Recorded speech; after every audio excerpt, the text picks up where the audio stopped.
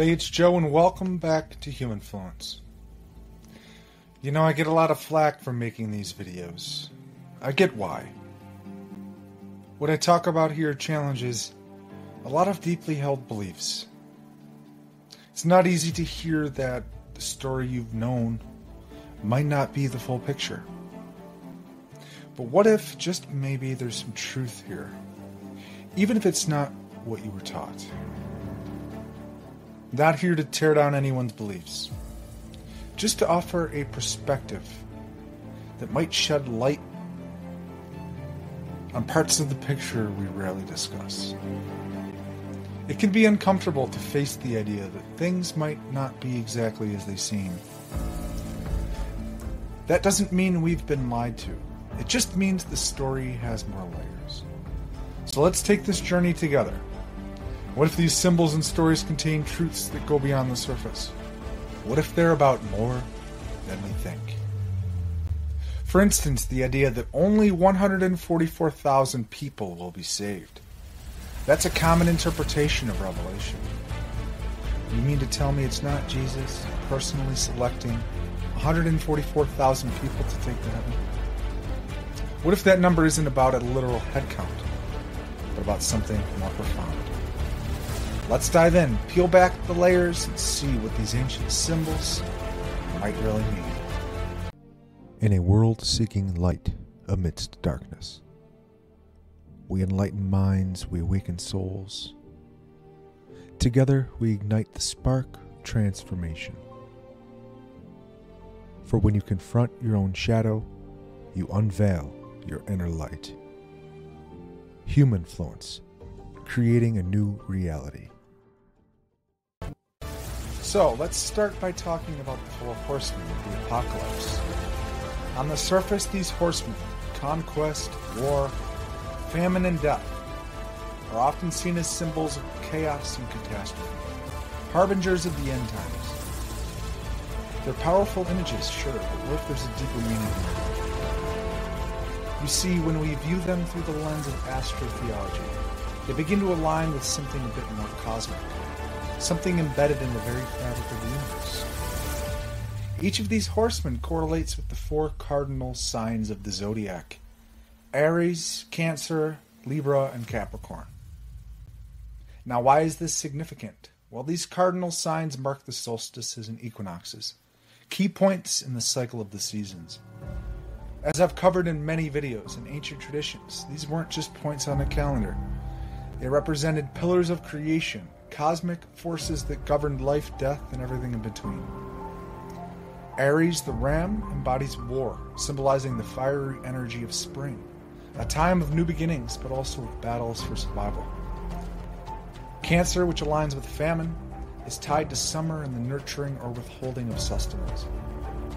Libra, linked to conquest, represents autumn, a time of reaping and balance, often involving struggle and redistribution of resources. Capricorn, with death, marks winter, a period of decay, rest, and the end of the cycle, making way for rebirth. So the Four Horsemen aren't just random symbols of destruction. They reflect cosmic cycles, the changing seasons, the eternal balance of life and death, and the universal forces that guide us. They remind us that transformation is constant and inevitable, and that these forces operate both on a global scale and within each of us, aligning us with the greater universe. Now let's move on to the Seven Seals, another powerful and often misunderstood symbol in Revelation. On the surface, they're seen as a series of catastrophic events that unfold as each seal is opened. What if they're pointing to something far more personal? Again, in astro-theology, the seven seals correlate with the seven classical planets: the Sun, Moon, Mercury, Venus, Mars, Jupiter, and Saturn, each believed by ancient cultures to govern different aspects of life. But there's another layer here too, one that hits closer to home. The seven seals can also be linked to the seven chakras, the energy centers within the human body. When these chakras are aligned and activated, they represent a journey of spiritual awakening. Each chakra, from the root at the base of the spine to the crown at the top of the head represents a different aspect of our physical, emotional, and spiritual experience. So as each seal is opened, it mirrors the process of awakening each chakra. The root chakra connects us to our sense of security and survival, much like the first seal releasing conquest. The sacral chakra relates to emotions and creativity, resonating with the second seal's energy of conflict. And so it continues up to the crown chakra, which represents spiritual enlightenment and our connection to the divine. Now, the opening of the seventh seal, then, might symbolize this full awakening of spiritual consciousness. And this brings us to the 144,000, another intriguing symbol. Many believe this number refers to the chosen ones who will be saved. But in the context of chakras, it takes on a different meaning. You see, the chakras are traditionally depicted as lotus petals, each with a certain number of petals. When all chakras are fully awakened, they're said to have 144,000 petals in total, representing this state of complete spiritual enlightenment. So rather than a literal head count, the 144,000 represents those who have attained enlightenment and aligned themselves with the divine, those who have awakened their own inner divinity. The seven seals, then, aren't just about planetary forces or cosmic calamities. They're about personal transformation.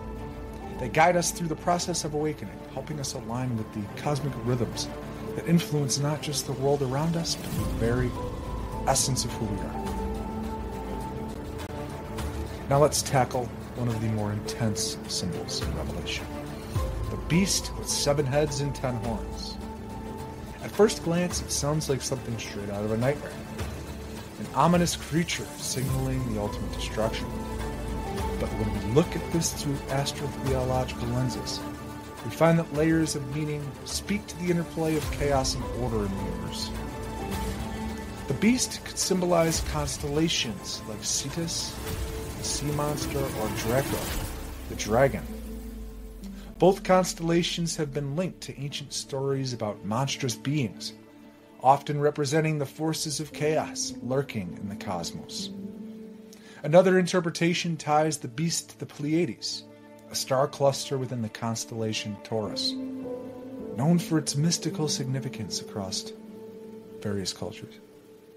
The Pleiades, also known as the Seven Sisters, symbolize cosmic cycles and spiritual awakenings. But why the 7 heads and 10 horns? Well, in numerology, 7 is associated with spiritual enlightenment, while 10 signifies completion or the full cycle. The 7 heads could reflect the chakras or the 7 planets, while the 10 horns might represent the wholeness of cosmic cycles, each horn marking a stage in this eternal dance between creation and destruction. Rather than a literal beast, the creature becomes a metaphor for divine chaos, a necessary counterpart to order. It embodies the darker, unpredictable aspects of existence that balance out the light. Ancient cultures understood that both order and disorder were essential forces within the universe, creating a dynamic equilibrium that keeps the cosmos in balance. The beast reminds us that chaos isn't something to be feared. It's a part of this cosmic order, an ever-present force that drives growth, change, and transformation. Next, we turn our attention to another striking symbol, the woman clothed with the sun, standing on the moon with a crown of 12 stars. Now, this might seem like an image of divine beauty, but it's also rooted in this cosmic and astrological symbolism. This woman is often linked to Virgo, the Virgin constellation. Virgo is traditionally associated with fertility, harvest, and the divine feminine, attributes of a nurturing and motherly figure. Her presence represents Mother Earth and the creative force that sustains life. She's clothed with the sun, symbolizing illumination and life-giving energy. Just as the sun is essential for all life on Earth, the 12 stars around her head, these are the 12 zodiac signs, a reference to the complete cycle of cosmic influence. But it goes even deeper. the woman's child, often interpreted as Jesus, is born and destined to rule all nations with an iron rod. Through astro-theology, we can see Jesus as a sun figure, the Son of God and the literal sun that brings light and life to the world. Think about it. Jesus is often called the light of the world, and the sun is the source of all physical light on earth. Just as the sun rises and sets each day, Jesus is said to die and be resurrected. I made another video on this. I'll link it here. This mirrors the seasonal cycles of the sun, which were celebrated in ancient myths surrounding deities who would die at the winter solstice and be reborn as the days grew longer. So this woman clothed with the sun is not just a symbol of divine femininity. She's also a representation of cosmic unity, embodying the balance between masculine and feminine, day and night, life and death. She reflects a deeper truth, that the story of Jesus aligns with ancient patterns of sun worship and celestial cycles, connecting him to a cosmic narrative that transcends any single legend. Finally, we reach the vision of the New Jerusalem, a city with 12 gates, each representing one of the 12 tribes of Israel, and by extension, the 12 signs of the zodiac. But here's the thing, the city isn't just some futuristic utopia. In astro-theology, the New Jerusalem is a symbol of cosmic unity and a state of spiritual alignment with the universe. Let's break it down. The number 12 appears repeatedly here, just as it does in various spiritual and cosmic systems. 12 months of the year, 12 disciples, 12 hours on a clock, and of course the 12 signs of the zodiac. This isn't random. 12 is a number associated with wholeness and completion, a full cycle that represents universal order. In the context of the New Jerusalem, it represents an alignment with the celestial and spiritual realms, tying us into the very fabric of cosmic harmony. Again, there's more. The dimensions of New Jerusalem are said to align with sacred geometry. Proportions like the golden ratio that appear throughout nature. From the spirals of galaxies to the shape of seashells. These proportions were revered in ancient cultures as expressions of divine perfection. New Jerusalem's structure reminds us that true spiritual enlightenment involves reconnecting with these natural patterns and finding our place within the cosmic design. In this way, it's not a physical place, but a spiritual state. It invites us to align ourselves with this divine order that permeates all things, bringing us into harmony with the rhythms of the universe. It's about becoming one with the cosmic flow, experiencing spiritual rebirth, and achieving unity with the greater whole. The message here